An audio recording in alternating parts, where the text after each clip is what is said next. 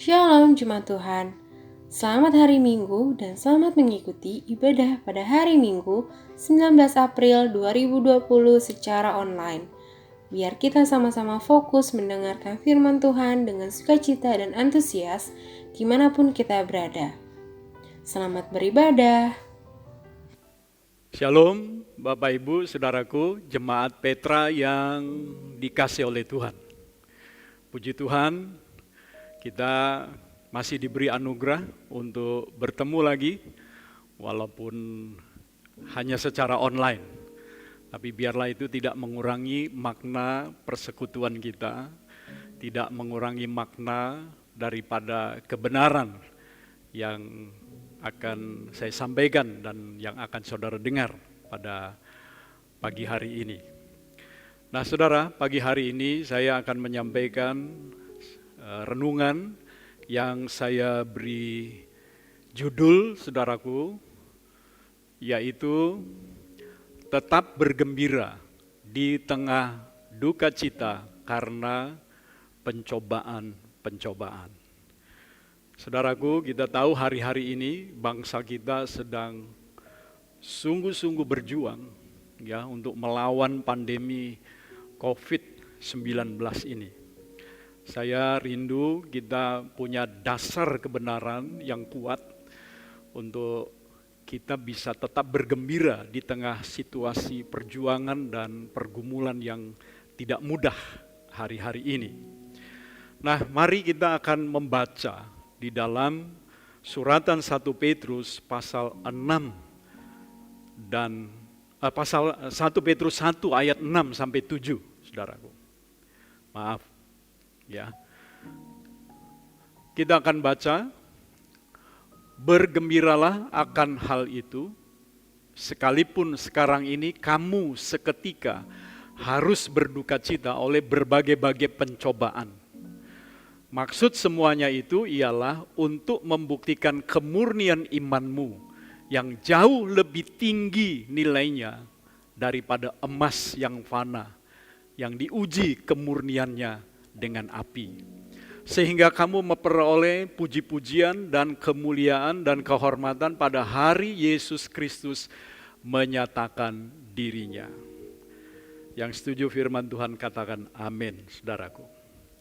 Nah, dari dua ayat ini, saudaraku, yaitu ayat 6 dan 7 suratan 1 Petrus pasal 1, ada 4 hal penting yang kita bisa pelajari, saudaraku.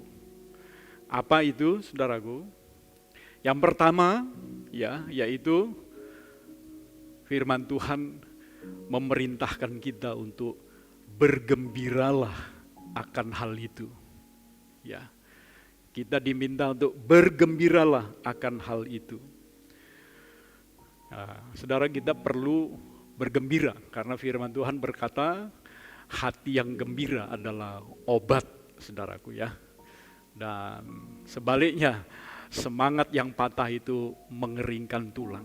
Ya, di tengah kesulitan yang sedang kita hadapi hari-hari ini, ya, itu bisa menimbulkan ketakutan, kecemasan.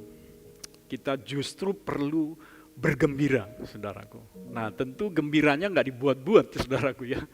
Kita perlu bergembira di atas dasar yang benar, tentu di atas dasar firman Tuhan. Nah, atas dasar apa kita harus bergembira? Dikatakan bergembiralah akan hal itu. Apa hal itu? Itu menunjuk ayat-ayat sebelumnya. Ayat-ayat sebelumnya saya baca, terpujilah Allah dan Bapa Tuhan kita Yesus Kristus, itu ayat 3, pasal yang sama. Yang karena rahmatnya yang besar telah melahirkan kita kembali oleh kebangkitan Yesus Kristus dari antara orang mati kepada suatu hidup yang penuh pengharapan. Saudara, kita orang yang telah dilahirkan kembali oleh rahmatnya Allah yang luar biasa, ya, melalui kebangkitan Yesus Kristus ya. Baru saja kita peringati hari kebangkitannya itu. Ya. Nah, kita dilahirkan kembali oleh kebangkitan Yesus Kristus dari antara orang mati kepada suatu hidup yang penuh pengharapan. Nah, jangan lupa saudara, hidup orang percaya di dalam Tuhan adalah suatu hidup yang penuh dengan pengharapan. Pengharapan akan apa saudaraku? Dikatakan di ayat 4, untuk menerima suatu bagian yang tidak dapat binasa, yang tidak dapat cemar, dan yang tidak dapat layu. Wah, jadi yang tidak dapat binasa, tidak dapat cemar, tidak dapat layu, itu pasti saudara sesuatu yang bukan ada di dunia ini saudaraku. Itu sebabnya dikatakan yang tersimpan di sorga bagi kamu. Jadi kita diminta untuk bergembira karena ada suatu bagian yang kita akan terima nanti di sorga saudaraku. Ya. Jadi kegembiraan kita itu karena ada satu bagian yang tidak dapat binasa, yang tidak dapat cemar, yang tidak dapat layu, yang Allah sediakan, yang Allah simpan bagi kita di sorga. Itu warisan yang indah yang Tuhan beri kepada kita di dalam Yesus Kristus, Tuhan kita, saudaraku. Jadi kita diminta untuk bergembira akan hal itu. Mari saudara, kita bergembira untuk apa yang Allah sediakan bagi kita di dalam sorga. Yang kedua, dari ayat-ayat ini dikatakan, kenapa kita harus bergembira? Karena, saudaraku, duka cita karena pencobaan.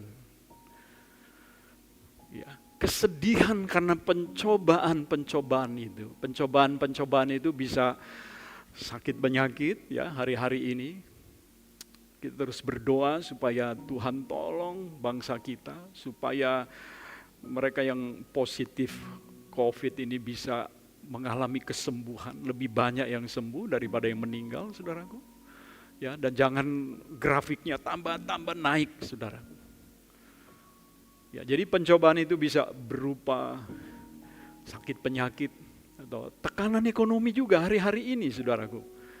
Ya, karena social distancing, karena juga PSBB sekarang ini, ya, pembatasan sosial berskala besar, saudara, itu ada efeknya secara ekonomi. Nah, itu menimbulkan kesedihan, ya. Tetapi saudara, berita baiknya, kesedihan atau duka cita karena pencobaan itu dikatakan hanya seketika saja lamanya, saudaraku. Seketika berarti hanya sebentar, seketika berarti sekejap. Ya. Saudara, kalau orang hidup itu bisa sampai 70-80 tahun, firman Allah tetap berkata bahwa hidup manusia itu hanya seperti uap saja, saudaraku. Ya, sebentar saja kelihatan, lalu tidak ada, ya, tidak kelihatan lagi. Nah, saudara, di rentang hidup itu ada kesulitan, ada penderitaan, saudaraku. Tapi saudaraku, dibandingkan dengan hidup yang lumayan cukup panjang itu, yang juga dikatakan cuma sebentar, maka dikatakan duka cita karena pencobaan itu hanya seketika saja, saudaraku. Ya, saudara, saya percaya, saudara, ya, hidup orang percaya itu mengalami dinamika susah senang, saudaraku, ya. Tapi saudaraku, bukan hanya susah saja, ya, bukan senang saja. Saya percaya, saudara, di dunia ini senang itu ada batasnya juga, saudaraku. Ya, makanya yang senang-senang, yang lagi senang, ingat, saudara, ya, senang itu enggak seterusnya, ya, dalam konteks saudaraku, kehidupan di dunia ini, saudaraku. Tapi juga, saudaraku, bukan cuma senang yang ada batas waktunya, tapi juga, saudaraku, yang namanya kesusahan atau kesusahan karena pencobaan-pencobaan, karena ujian-ujian terhadap iman kita, itu juga tidak seterusnya, saudaraku, ya. Ada waktunya, ya. Itu sebabnya kita diminta untuk bergembira, ya. Jadi ingat, kalau kita hari-hari ini sedang susah karena ada sakit penyakit, karena tekanan ekonomi, karena hal-hal yang lain, saudaraku, ingat itu hanya seketika saja. Nah, saudaraku, lebih lagi kita harus bergembira, saudaraku. Kenapa, saudaraku?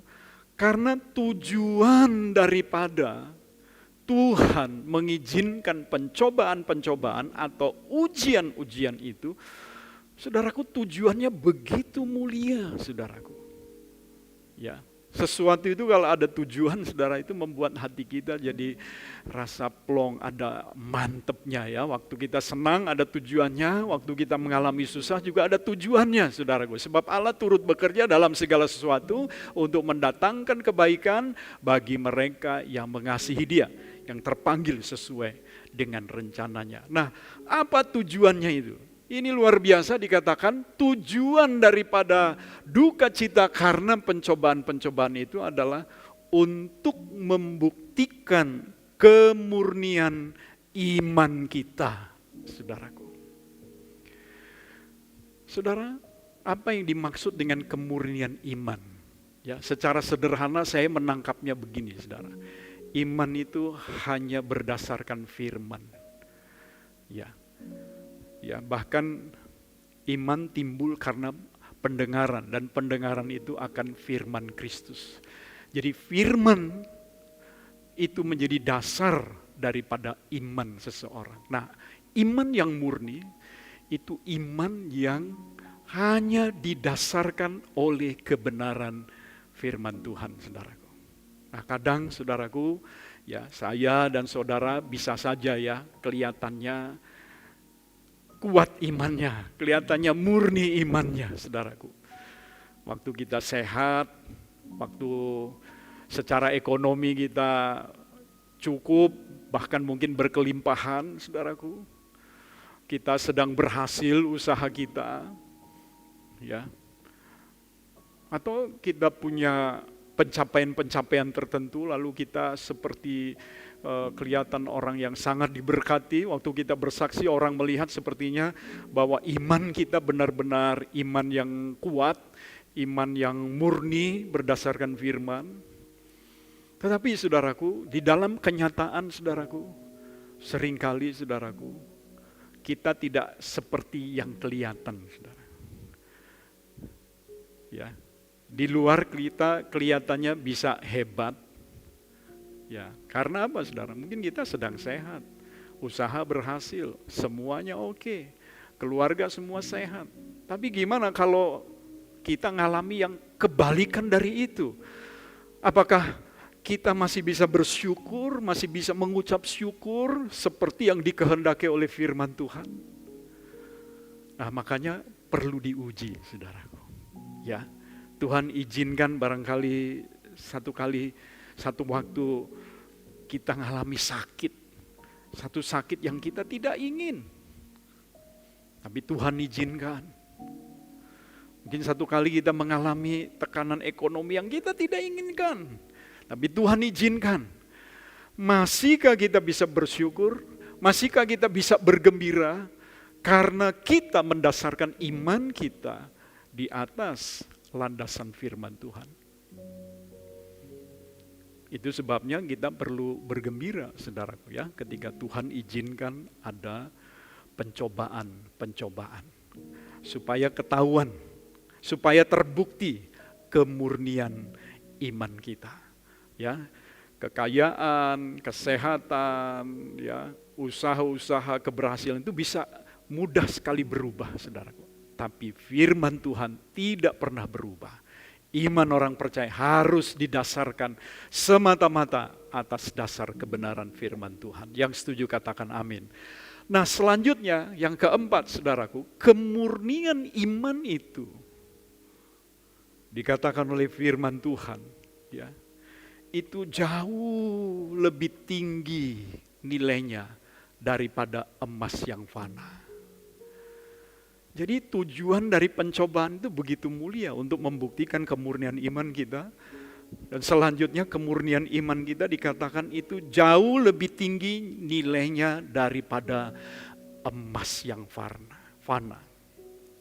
Saudara, makin murni iman kita. Artinya iman kita makin didasarkan atas kebenaran firman. Kita akan jadi orang yang tidak mudah terpengaruh oleh situasi di sekeliling kita, saudara. Saya tidak tahu, saudara, ya virus corona ini akan sampai berapa hebat pengaruhnya. Ada yang mengatakan mungkin akan datang lagi virus yang lain, saudaraku. Nah, tapi saudaraku, iman kita tidak berdasarkan situasi kondisi di sekeliling kita. Kalau kondisinya baik, iman kita kuat. Kalau kondisinya kurang baik, iman kita jadi drop. Bukan.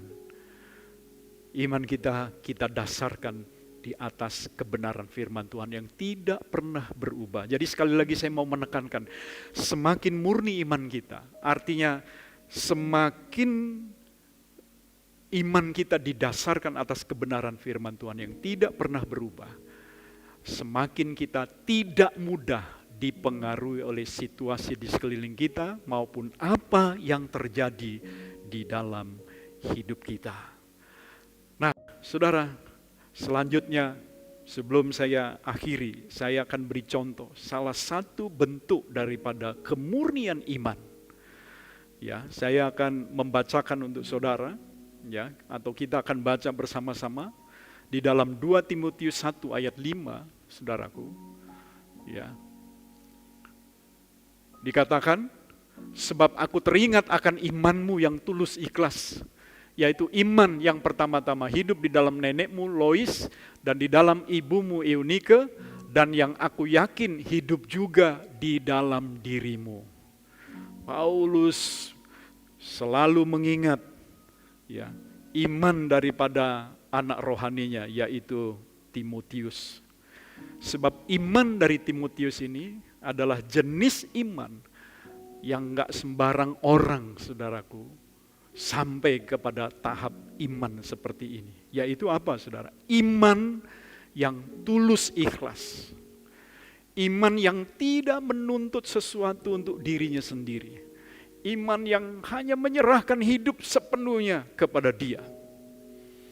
Nah, kata tulus ikhlas di dalam kata Yunaninya yang didefinisikan dengan menggunakan kata-kata bahasa Inggris dikatakan begini, saudaraku. Tulus ikhlas. Ya, salah satunya didefinisikan dengan kata sincere. Ya, bahasa Inggris itu. Nah, kata ini berasal dari 2 kata bahasa Latin. 2 kata itu yang pertama adalah sine. Sine artinya tanpa, dan sere artinya lilin. Tanpa lilin. Nah, latar belakangnya ini, saudaraku, kalau orang itu jual mebel, ya, atau tukang kayu itu membuat barang-barang dari kayu, itu kalau jenis kayunya kurang bagus pasti ada lubang, ada cacat, ada mungkin somplak, cuil, saudaraku. Nah, supaya tidak dilihat oleh orang, saudaraku, maka ditutup dengan lilin, saudaraku. Ya. Nah, sebaliknya ada orang yang tidak mau, saudara, menggunakan bahan yang murahan, pakai bahan yang bagus, saudaraku. Ya, sehingga ketika dibuat, ya, bahan itu jadi mebel atau apa, saudaraku, ya, itu nggak perlu pakai lilin, nggak usah ditempel lilin, ya, untuk menutup kekurangannya atau retak-retaknya di situ. Jadi tanpa lilin. Jadi orang tulis kalau produknya itu benar-benar asli tanpa lilin ditulis sine sere. Begitu juga iman kita, saudara. Biar iman kita itu murni, benar-benar didasarkan atas kebenaran firman. Tidak ada polesan apa, saudara? Kepandaian kita berbicara, polesan keberhasilan kita, polesan atau tempelan-tempelan kekayaan, saudaraku.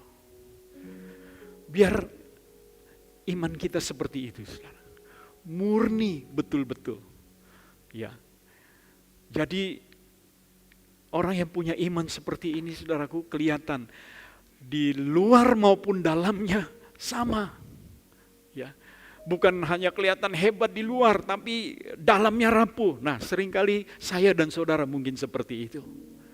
Tapi Tuhan mau supaya yang di dalam kita kuat, termanifestasi juga di dalam sikap, dalam perilaku kita, dalam respon-respon kita ketika menghadapi situasi di tengah dunia yang mudah berubah ini, saudaraku.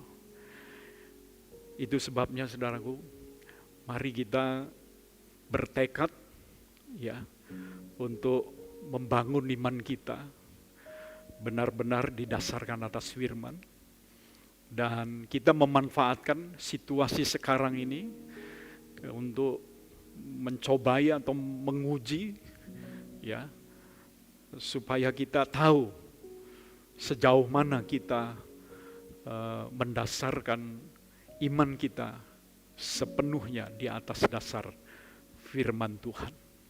Kiranya Tuhan menolong kita di tengah situasi yang sulit ini. Dan kita semua mengalami, saudara, kita tetap bisa bergembira karena ada harta yang Tuhan siapkan untuk kita di sorga, tetapi juga duka cita karena pencobaan, karena ujian-ujian itu hanya seketika, dan tujuan dari pencobaan atau ujian itu, saudaraku, adalah untuk membuktikan kemurnian iman kita, dan kemurnian iman kita itu jauh lebih tinggi nilainya dari emas yang fana. Mari kita arahkan hati kita kepada Kristus, Dia yang memimpin kita dalam iman dan yang akan membawa iman kita itu kepada kesempurnaan. Kita yakin Tuhan mampu menolong kita melewati situasi yang sukar hari-hari ini dengan tetap bergembira. Haleluya. Mari bersama-sama kita berdoa. Bapa di sorga, terima kasih untuk firman-Mu yang kami dengar pada pagi hari ini. Kami percaya firman-Mu telah menguatkan hati kami ya Tuhan. Dan biarlah firman-Mu menjadi satu-satunya landasan untuk kami membangun iman kami. Sehingga ketika pencobaan datang, ketika ujian datang dalam hidup kami, justru ujian dan pencobaan itu makin memurnikan iman kami. Kami bersyukur. Pagi hari ini kami berdoa kiranya Roh Allah sendiri menolong kami, menopang kami, mengarahkan kami untuk menunjukkan mata hati kami kepada Yesus Kristus Tuhan kami, yang memimpin kami di dalam iman, yang sanggup membawa iman kami kepada kesempurnaan. Iman yang disertai dengan perbuatan-perbuatan. Terima kasih Tuhan, berkati umat-Mu, jemaat Tuhan di GPDI Petra. Berkati dan kuatkan mereka Tuhan. Hamba berdoa untuk Bapak Gembala mereka, Pak Pur dan istri dan anak-anak mereka, biar Tuhan memberi mereka kekuatan yang baru, kesehatan yang baru, dan biarlah juga jemaat Tuhan yang mengalami sakit dan sebagainya, kami berdoa biar kesembuhan oleh bilur Tuhan dinyatakan juga. Terima kasih Tuhan, Kau penuhi kami dengan sukacita karena firman-Mu, sukacita karena penyertaan-Mu, sukacita karena Roh-Mu menyertai, menguatkan kami, menuntun kami ke dalam seluruh kebenaran firman-Mu. Di dalam nama Tuhan Yesus Kristus, hamba alaskan doa ini. Haleluya. Amin. Puji Tuhan, Bapak Ibu Saudaraku, kiranya Tuhan memberkati saudara melalui renungan firman Tuhan yang kita sama-sama dengar pada pagi hari ini. Mari kita terus saling mendoakan, saling menguatkan, supaya kita tetap bisa bergembira di tengah situasi bangsa kita yang sedang bergumul melawan pandemi COVID-19 ini. Puji Tuhan, Tuhan Yesus memberkati saudara semua. Bagi saudara yang tergerak untuk memberikan persembahan, persembahan dapat ditransfer melalui rekening BCA GPDI Petra yaitu 877 005 2204. Terima kasih, Tuhan memberkati.